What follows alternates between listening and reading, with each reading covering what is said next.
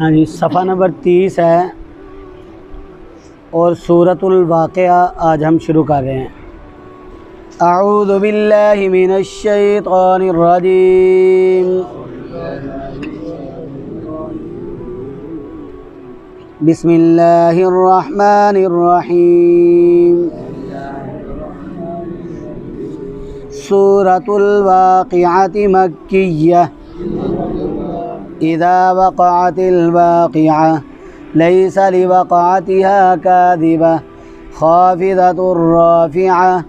इज़ा रुज्जतिल अर्ज़ु रज्जा व बुस्सतिल जिबालु बस्सा फ़कानत हबाअम मुंबस्सा व कुंतुम अज़वाजन सलासा फ़अस्हाबुल मैमनति मा अस्हाबुल मैमनह व अस्हाबुल मशअमति मा अस्हाबुल मशअमह वस्साबिक़ून अस्साबिक़ून। सदक़ल्लाहुल अज़ीम। आज हम अल्लाह तबारक व तआला के फ़ज़ल और अल्लाह की तौफ़ीक़ से अल्लाह के कलाम की सूरतुल वाक़िया को शुरू कर रहे हैं। इस सूरत का नाम सूरतुल वाक़िया है और इसकी पहली आयत में ही ये लफ्ज़ मौजूद है। इस सूरत की 96 आयात हैं और इसके 3 रुकू हैं। ये सूरत मक्की है, यानी मक्का मुकरमा में नाजिल हुई और कुरान पाक की तरतीब के लिहाज से इस सूरत का 56 नंबर है और नज़ूल के एतबार से इस सूरत का 46वां नंबर है। अल्लाह तबारक व तआला ने इरशाद फरमाया इज़ा वक़अतिल वाक़िअह। इस सूरत का नाम सूरतुल वाक़िया है और वाक़िया किसको कहते हैं? वाक़िया होने वाली को। और वाक़िया होने वाली क्या है? क़यामत। यानी क़यामत के मुतअद्दिद नाम है जो अल्लाह तबारक व तआला ने कुरान पाक में ज़िक्र फरमाया। उनमें क़यामत का एक नाम वाक़िया भी है, क़यामत का एक नाम अर्रादिफ़ा भी है, क़यामत का एक नाम अल-हाक़्क़ा भी है, क़यामत का नाम अल-क़ारिया भी है। तो अल्लाह तबारक व तआला ने इस सूरत में क़यामत का ज़िक्र फरमाया है और उन लोगों का ज़िक्र फरमाया है जो लोगों में से नेक होंगे और क़यामत के साथ उनके साथ कैसा सलूक होगा, और लोगों में जो बद होंगे और बदों के साथ क़यामत वाले दिन कैसा सलूक होगा। अल्लाह तबारक व तआला ने इस चीज़ को इस सूरत में बयान किया है। इस सूरत की बड़ी फजीलत है। हुज़ूर नबी अकरम सल्लल्लाहु अलैहि वसल्लम ने इरशाद फरमाया, जो बंदा रात के वक़्त सूरतुल वाक़िया को पढ़ लेता है अल्लाह तबारक व तआला इस बंदे को फ़ाक़े से महफूज फरमा लेते हैं, यानी वो भूख से नहीं मरेगा। हज़रत अब्दुल्ला इब्न मसऊद रज़ी अल्लाह तआला अन्हु मुफ़स्सिर कुरान भी हैं, हुज़ूर नबी अकरम सल्लल्लाहु अलैहि वसल्लम के जलीलुल क़द्र साहबी हैं। कूफ़ा के गवर्नर थे, कूफ़ा के गवर्नर थे और माली हालत इंतहाई कमज़ोर थी। उस वक़्त के जो गवर्नर थे उनको आज के गवर्नरों पर क़यास ना करें। आज का गवर्नर हो तो वो तो पूरे सूबे को खा जाता है, लेकिन उस वक़्त गवर्नरों की क्या हालत होती थी कि माली तंगी होती थी, वजीफ़ा मिलता था और ज़रूरत के मुताबिक मिलता था और दाल रोटी मिलती थी और साल में 2 सूट मिल जाया करते थे, 1-2 जूता मिल जाया करता था और उनको बैतुल माल पर उतना ही हक़ हासिल होता था जितना अवाम को हक़ हासिल होता है। तो इनकी माली हालत इंतहाई कमज़ोर थी। अब ये बीमार पड़ गए। हज़रत उस्मान इब्न अफ़्फ़ान रज़ी अल्लाह तआला अन्हु इनकी तीमारदारी के लिए आए। आकर कहने लगे, हज़रत आप तकलीफ़ में हैं? हज़रत अब्दुल्ला इब्न मसूद रज़ी अल्लाह तआला अन्हु ने फरमाया, जवाब दिया जी हाँ। पूछा क्या तकलीफ़ है? तो हज़रत अब्दुल्ला इब्न मसूद रज़ी अल्लाह तआला अन्हु ने जवाब दिया, अख़ाफ़ु ज़ुनूबी, मैं अपने गुनाहों की वजह से डर रहा हूँ। तो हज़रत अब्दुल्ला इब्न मसूद से हज़रत उस्मान इब्न अफ़्फ़ान रज़ी अल्लाह ताला अन्हु क्या कहते हैं कि आप क्या उम्मीद रखते हैं। हज़रत अब्दुल्ला इब्न मसूद रज़ी अल्लाह ताला अन्हु ने जवाब दिया कि मैं अल्लाह की रहमत की उम्मीद रखता हूँ। उस्मान इब्न अफ़्फ़ान तो मालदार थे, गनी थे। कहने लगे हज़रत अगर आप चाहते हैं तो मैं आपकी माली मुआवनत कर दूं। तो हज़रत अब्दुल्ला इब्न मसूद ने क्या जवाब दिया, गवर्नर हैं, क्या जवाब देते हैं, कहते हैं कि अगर मैंने आपकी जो मुआवनत हासिल कर ली, आपने मुझे माल दिया तो मैंने ले लिया, तो सती किस्म के लोग हैं वो ये ख्याल करेंगे कि मैंने गवर्नरी की मदद से इन पैसों को, इन रुपयों को ले लिया है। अगर मैं गवर्नर ना होता तो मैं आपसे माली मुआवनत हासिल कर लेता, लेकिन अब मैं आपसे यह हदिया नहीं लूँगा, आपसे पैसे नहीं लूँगा। हज़रत उस्मान इब्न अफ़्फ़ान रज़ी अल्लाह ताला अन्हु कहते हैं हज़रत चलो मैं आपकी बेटियों की खिदमत कर देता हूँ। इनकी बेटियाँ बहुत थी, बेटा एक आदि था, तो ताकि आपकी बेटियाँ जो हैं वो फाकों से ना मरें, भूख से ना मरें। तो हज़रत अब्दुल्ला इब्न मसूद रज़ी अल्लाह ताला ने जवाब दिया कि इंशाअल्लाह मेरी बेटियां जो हैं वो भूख से मरने वाली नहीं हैं। वो इसलिए कि हुज़ूर नबी अकरम सल्लल्लाहु अलैहि वसल्लम ने इरशाद फरमाया है जो सूरतुल वाक़िया की तिलावत रात के वक्त करता है अल्लाह तबारक व तआला उसको फाकों से महफूज फरमाएंगे। तो मैंने अपनी बच्चियों की तरबियत ही ऐसी की है कि वो रात को सूरतुल वाक़िया पढ़कर सोती हैं। तो इस सूरत की बड़ी फजीलत है, हमें चाहिए कि हम रात के वक़्त इस सूरत की तिलावत ज़रूर किया करें। अल्लाह तबारक व तआला ने इरशाद फरमाया इज़ा, जब, वक़अत, वाक़या होगी, अल वाक़या, वाक़या होने वाली, वाक़या होगी, वाक़या होने वाली, इससे मुराद क्या है, क़यामत, जब क़यामत वाक़या होगी। लईसा नहीं है, लिवाक़अतिहा, इसके वाक़या होने में, काज़िबा कोई झूठ, इसके वाक़या होने में कोई झूठ नहीं है, ये झूठी बात नहीं है।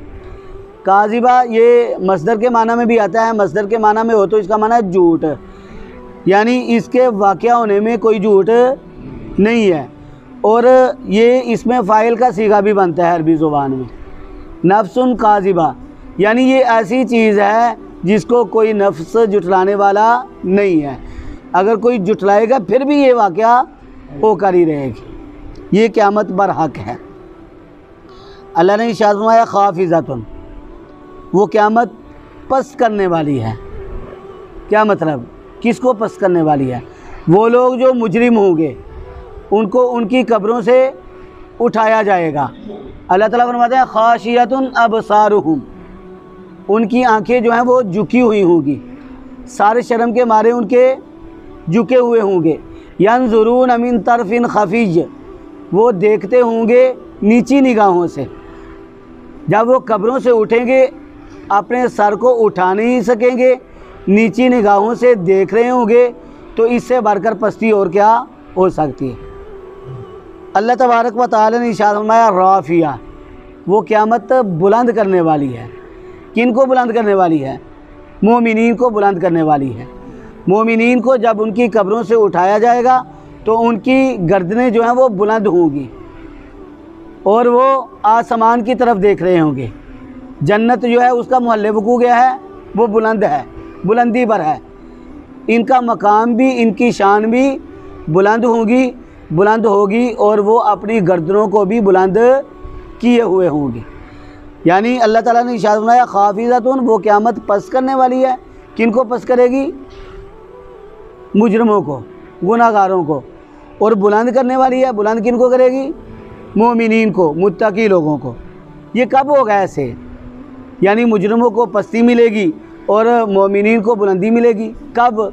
फरमाया इज़ा, जब रुज्जतिल अर्ज़ु, रुज्जत हला दी जाएगी, अल अर्ज़ु ज़मीन, रज्जा हलाया जाना, जब ज़मीन को हलाया जाएगा। ज़मीन को हलाया जाएगा क्या होगा? जब इस ज़मीन पर ज़लज़ला आ जाएगा और वो ज़लज़ला बड़ी शिद्दत का होगा।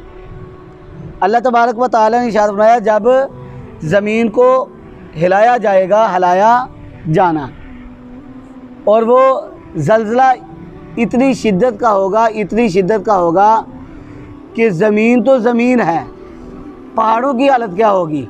अल्लाह तबारक व तआला पहाड़ों की हालत को बयान करते हैं। वबुस्सतिल जिबालु बस्सा, वबुस्सत और रेज़ा रेज़ा कर दिए जाएंगे, अल जिबालु पहाड़, बस्सा रेज़ा रेज़ा किया जाना।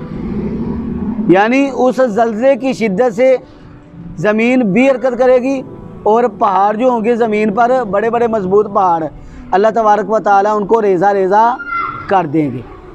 जब ज़मीन भी हरकत में होगी, दरख्त गिर जाएंगे, पहाड़ गिर जाएंगे, रेज़ा रेज़ा हो जाएंगे, तो ज़मीन की हालत क्या हो जाएगी, बिल्कुल बराबर हो जाएगी, कहीं से ऊंच और नीच नहीं होगी।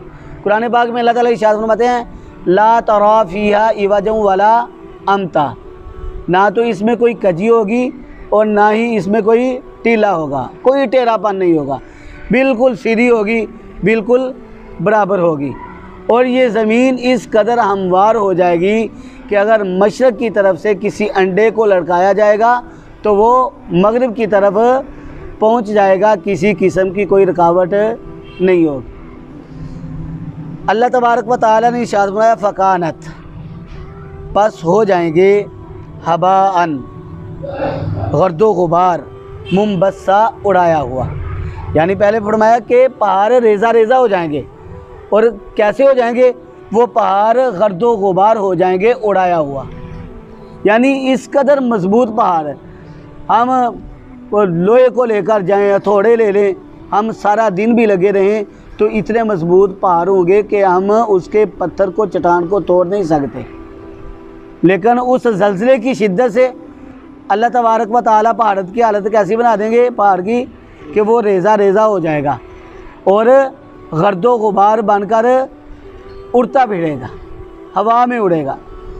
अल्लाह तबारक व तआला ने इरशाद फरमाया, फ़कानत हबाअम मुंबस्सा, बस वो हो जाएंगे हबाअन, गर्दो गुबार, मुंबस्सा, उड़ा हुआ।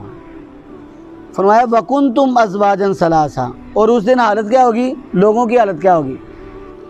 फरमाया वकुंतुम, और होगे तुम, अज़वाजन, अज़वाजा ज़ौज की जमा है, ये किस्म को कहते हैं, सलासा तीन, तुम तीन किस्म पर होगे। तुम्हारी कितनी किस्में होगी, तीन। असूली तौर पर उस दिन तीन किस्में लोगों की होंगी, आदमियों की तीन किस्में होंगी। पहली किस्म अल्लाह ताला ने इरशाद फरमाया, फ़अस्हाबुल मैमना, बस दाएं हाथ वाले।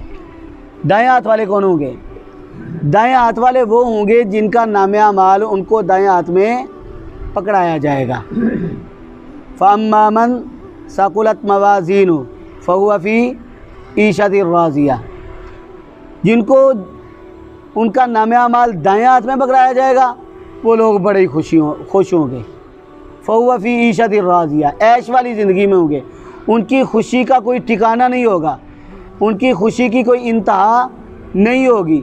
वो दूसरों के पास जाएंगे और ऐलान करेंगे, हाँ उमुक़रऊ किताबिया, ए लोगों देखो ये मेरा नामे अमाल है, तुम भी इसको पढ़ लो।